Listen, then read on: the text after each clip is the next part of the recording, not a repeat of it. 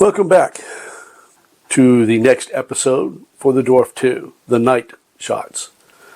It has been a while since the first one because trials, tribulations, weather, it all adds up together to give you a lot of delayed time. So one of the things I've learned is my Galaxy Z Fold 4 has a really hard time connecting to the Dwarf. I don't understand why. Two different Dwarf things show up on Wi-Fi. It tries to connect to one, it will not connect. The second one doesn't show up till a little bit later. I have to go manually pick that one, have it sync up to it, and it's a bit of a delay, and it's frustrating.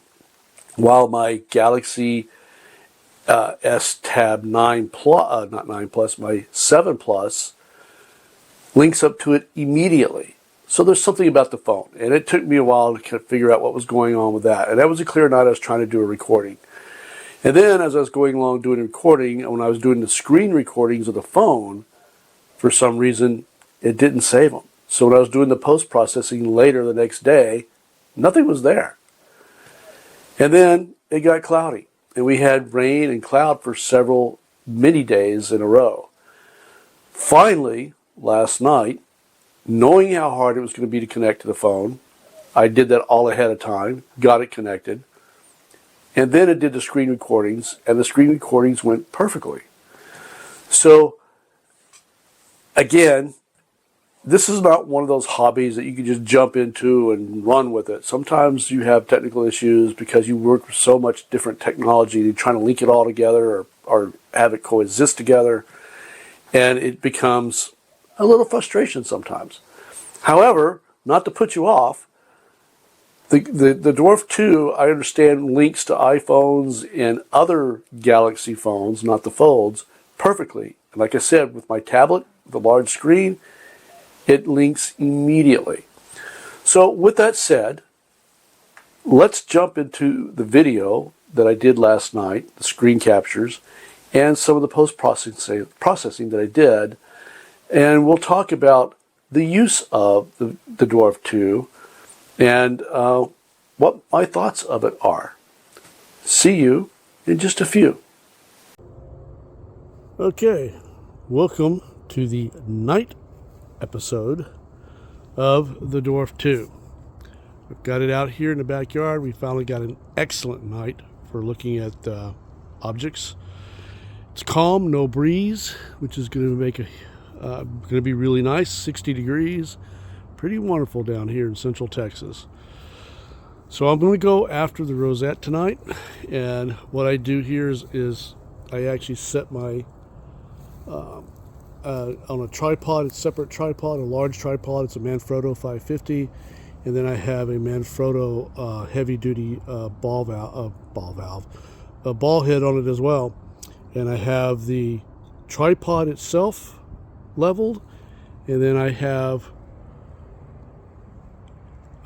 the, well, so we can get around my light here.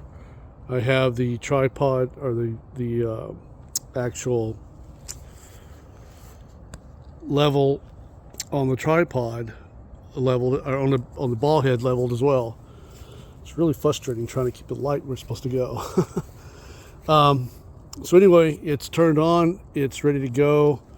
I'm going to open up the lens, get it kind of somewhat in position, and then it's ready to go. And what I'm going to do now is I'm going to stop this portion of the video, and I am going to set up for screen capturing or screen recording, so you can see the steps I go through to set this up for capturing an object. Be back in a few moments. Okay, here we are. We are attached to the Dwarf II. This is with my Samsung Galaxy Z Fold 4 phone. It does have problems connecting to it for some reason, even though my tablet, which is a Galaxy S9 Plus, connects to it right away. So something about the phone, but that's neither here nor there. Let's go get the Rosette. So let's hit photo. See, I have plenty of stars out there tonight. We're going to go to photo here. We're going to hit Astro. Then we're going to go to function. First thing I want to do, I already have darts, I have a library. I'm going to hit calibration. And then we're going to hit confirm. And it's going to go through and do its calibration so it knows where it's at and its full range and capability. Now I am doing this in Alt-Az. I am not doing it in EQ. I purposely like the fact that it does Alt-Az because there's little to no setup. I do have the ability to do equatorial. I do have a crude polar alignment tool that's 3D printed that actually does quite well. Doesn't gain me any more time other than less field rotation. And quite honestly, I practice EAA with this device. I also practice EAA with the C-Star S50.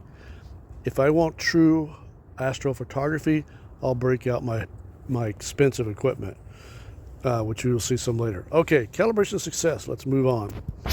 So we go back here to calibrate again. We go back here, we go to star target. The Rosette Nebula is actually under the clusters here because of the clusters that are actually in the center of it, which is NCG 2244. You find it here, click on it, hit confirm, and now it's going to go look for it. Now I am going to put ZWO's dual band filter on here, but Dwarf Labs has stated don't do this with the filter on, or the filter the magnetic filter holder, because they say that it takes enough field of view away that it can't properly map itself. So it's not on there just now. Go to success. We're good to go. Now you can already see the kind of the star cluster there in the middle. Here's the key thing here. Every time you change something, you go down here to settings, shutter goes to 1 second. Remember that. If you make a change, it defaults back to 1 second. So you've got to go in here and give it what you want. For in this case, it's 15 seconds. Okay, gain, I like 80, that's what I'm using. And infrared's in pass. Okay.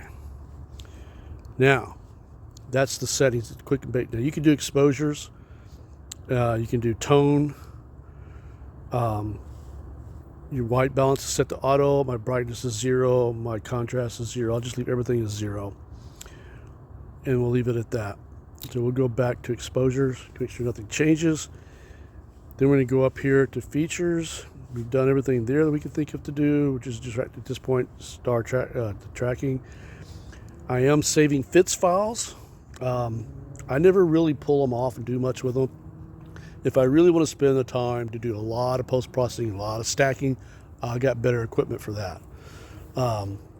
So I do like my stacked on my preview, and I'm doing 4K, 1:1 essentially, is what that means. My bin's 1:1. Now, we got that set. Let's go look at everything else here.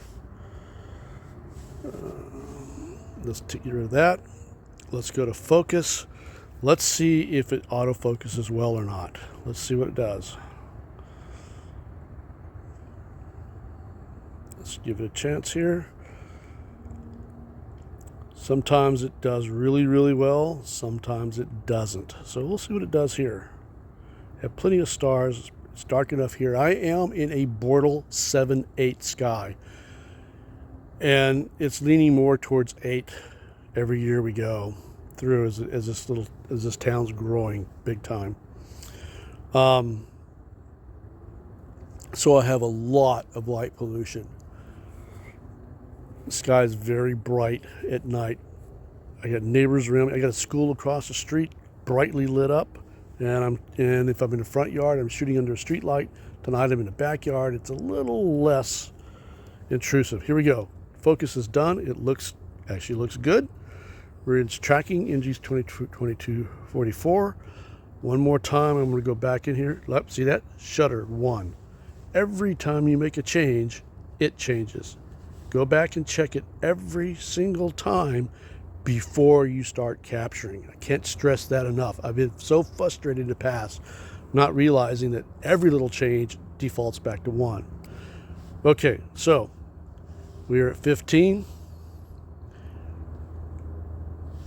We see the stars. Let's start capturing. Target NGC 2244, exposures 15, gains 80. I can do a total of 999, to the end. Currently I have 0 and I have stacked to 0. So it's going to go through and start capturing. And you see where the square shoot button is, you see the ring counting around. Okay, current 1. Again, I don't have the filter on it. There, that's what it looks like without the filter. And you can actually see a little bit faint of the nebula in there. Now what I'm going to do is I'm going to put the filter on there. Let's get this lined up. I'm going to snap this on. Here we go. And what I'm going to do is I'm going to stop it.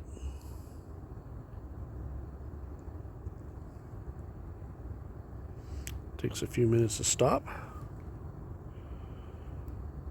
And then with the filter in place, I'm going to turn it back on. It creates another save. And we'll see what the difference is when that first captured photo is.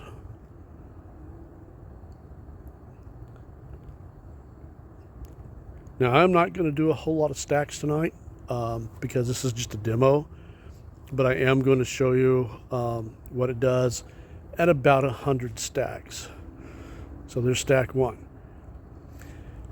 Looks a little bit, you can see a little bit more of the nebulosity, a little bit more defined with the filter in place. So we're going to let this stack for a while, and I will come back and I will check it every so often up to 100. And then what I'm going to do in this video is I'm going to show you the 100 as you see it on the screen, unprocessed. And then I'm going to do light post-processing. What I mean by that is I take the stacked video or the stacked photos, and then I do a on the phone post-processing, or if I'm on my tablet, on the tablet. No Affinity, no Photoshop, no Surreal, none of that stuff. Because again, as I said, I like to use this as it was intended to be used by the developers, and that is a little telescope that allows you to see things fairly quickly.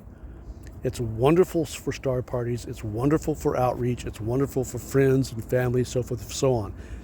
It gets people interested in astronomy at a price point that many more people can afford and is willing to spend, especially since it has attributes which is daytime birding, so forth and so on. As you can see now, we're at a stack of 6, and the nebulosity is coming through even more. Let's turn that off there, get more picture here on the screen. So it's doing a wonderful job. And again, Bortle 7, Bortle 8 sky. I'm very happy with this little telescope. Now, the reason why I have this and the Sea Star is because the field of view is very different between the two. And again, as in my previous video as stated, this is going to be my choice for the total eclipse, which we are going to be right smack in the middle of when it comes through on April 8th. So I'm pretty excited about that. And I've been doing a lot of practicing because I really don't want to screw that up. It's a once in a lifetime for me. I'm already 65, and it won't be any more before I leave this mortal coil. So I'm going to pause this video, and then we will come back to it with a few more stacks.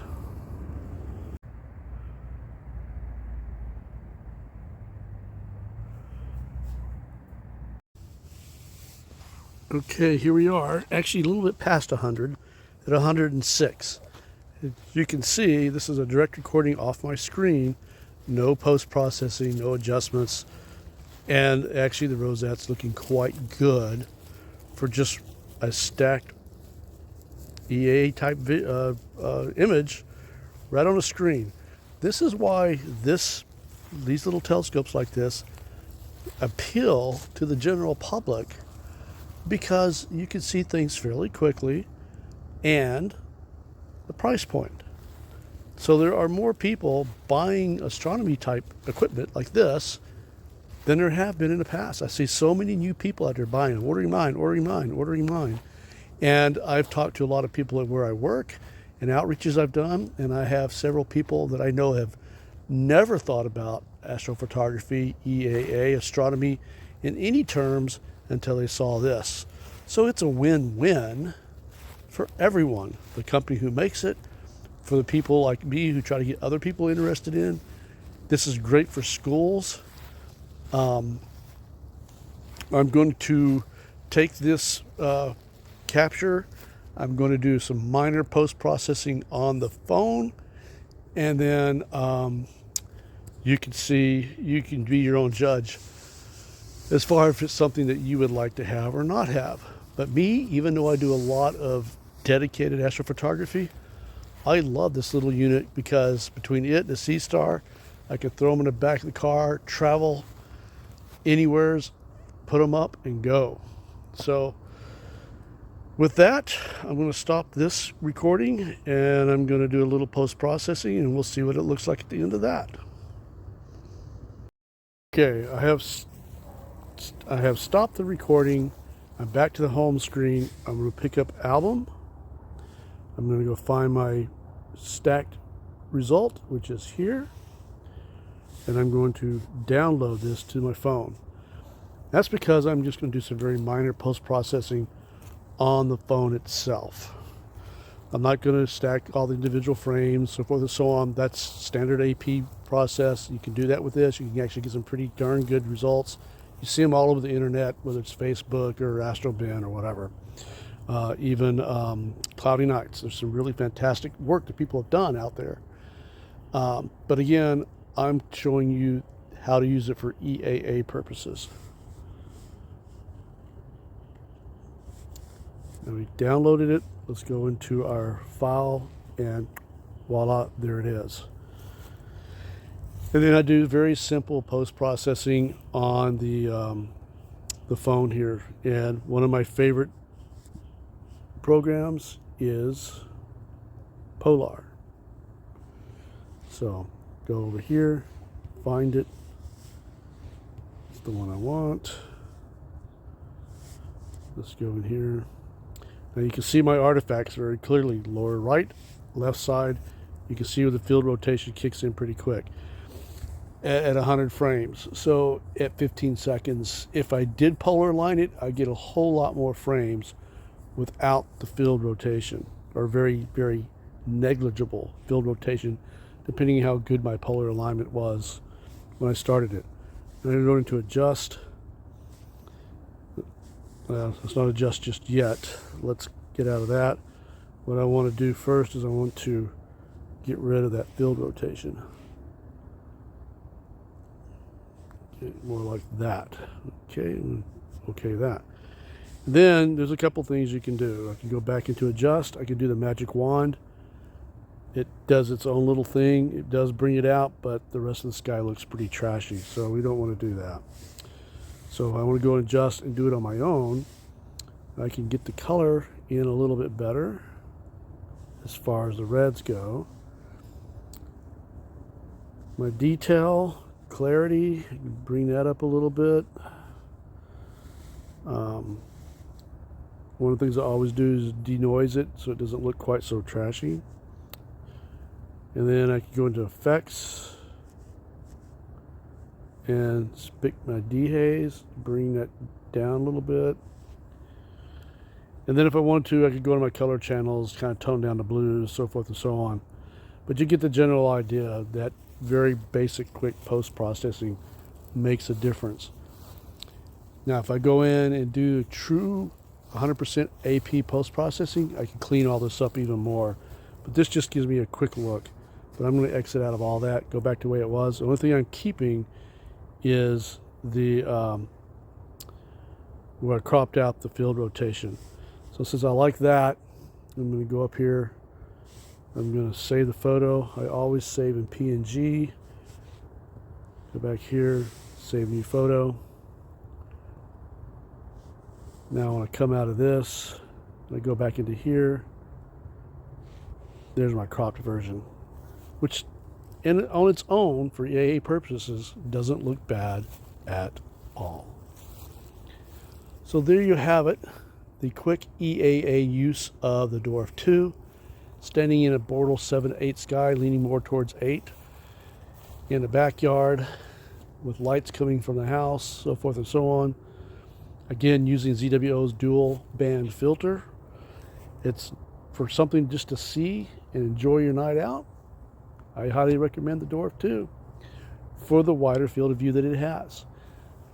The next segments that I'll be doing after I finish the Dwarf II will be the Sea Star, and I'm going to try to get on the same target so you can see the difference in field of view, as well as maybe some other targets after that as well.